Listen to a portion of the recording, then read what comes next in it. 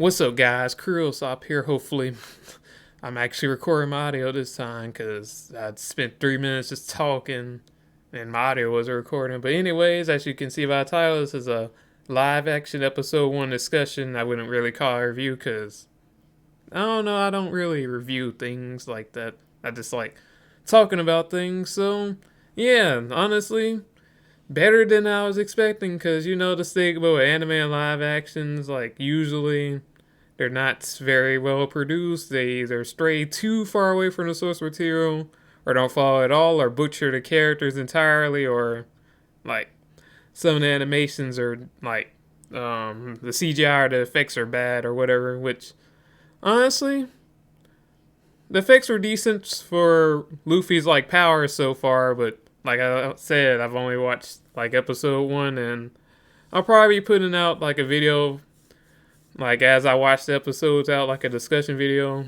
Really won't be a set schedule because I'm actually be out of town tomorrow. So episode 2 discussion will probably be out in like 4 days or so. So yeah. But anyways, like I'm actually excited for the future or whenever I watch the other episodes because like I said, like this one's actually pretty enjoyable. Like it doesn't follow the source material like 1 to 1, but it still like does a good job of like keeping some of the core elements in there. Like some of the changes I actually like how Luffy and Nami teamed up like earlier than like what happened in like the manga anime. Obviously, like they teamed up. Trying to think what's that place called. Basically, the Marine base that Captain Morgan was reigning over instead of like in Orange Town, wherever that. Yeah, I think it is called Orange Town, where Buggy is, where they fought Buggy. Like how they sort of introduced her, like early on to Luffy. They had their little funny moments. She's not really too excited. He's like extra excited, like, yeah, we're a team now. And she's just like, yeah, I wouldn't say that. But, the one change I still don't know about is Garp being introduced early because I don't know. It's just weird, like him being like. I think it's cool that he's there for Roger's execution, but still, I don't know about like his character being introduced early. But we shall see in upcoming episodes how I feel about it later on. But like first, we start off with like Luffy in this tiny boat. Like it's cool to see like Luffy get into the barrel because they don't really show it in the anime. I don't know if they do in the manga or not. I'm pretty sure they probably don't do it, but it's cool. Like little tidbit just to see like him actually, like his boat actually getting flooded out and having to jump in the barrel. Um, oh yeah, that was one of the changes. Like he was on Alvida's ship in the barrel instead of like being on some other ship that she raided. Like he was just already there. He was moving around. Kobe came. Was like, "What are you doing here? You can't be on here because Alvida will get you and she'll get me." He's like, I don't care about that." And basically, he does the Alvida fight, which that's that's probably the weakest part of the episode for me. Honestly, was that fight because I don't know. I felt like they could have done it a little better than that, but what can you do? But as we're speaking of introduction, Zoro, like there are some Zoro fans in that studio. Like they put a lot of work into Zoro because they introduce him like killing off a Baroque Works member immediately, like actually cutting him in half and actually showing him cutting him in half, which surprised me. That was like, oh, they're not afraid to actually show stuff like that. So yeah, it makes me even more hyped to see the fights in the future. If like they are willing to go that far to actually showing somebody get cut in half and their blood like flowing or whatever. But yeah, Zoro, like, and that's also cool. Like you get to see like a Baroque, like the whole thing with the Baroque works and them trying to recruit him because like it was sort of mentioned in passing back in Syrup Village. Nah, that's where Usopp is. What's that place? Whiskey Peak. Yeah, Whiskey Peak, where he's like, oh yeah, these guys tried to recruit me, but I ain't joined because like I'm my own man.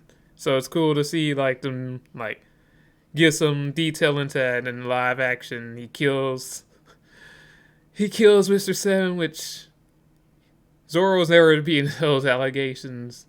And if you're on Twitter, you know what allegations I'm talking about. He's not beating them anytime soon.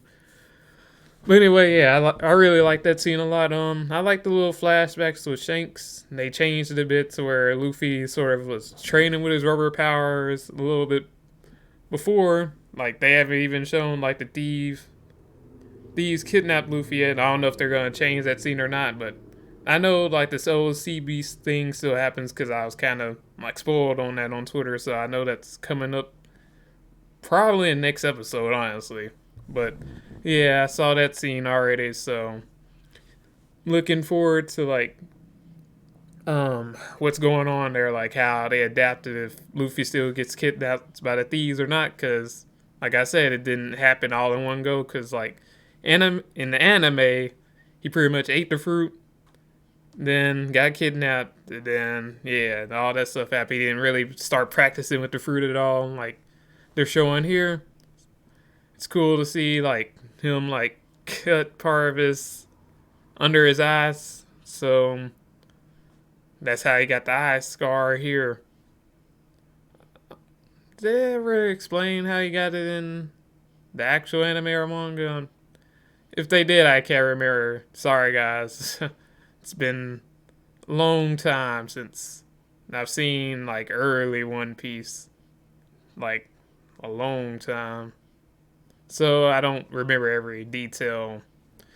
But yeah, that was cool to see. What else? Oh yeah, another weak part of the episode for me was Luffy and Kobe's relationship. Like, I felt like Luffy became attached to him like almost immediately too quickly for my taste. Like, I don't know, the interactions wasn't there. Like, Kobe wasn't there when Luffy was fighting Morgan and like the Marine people.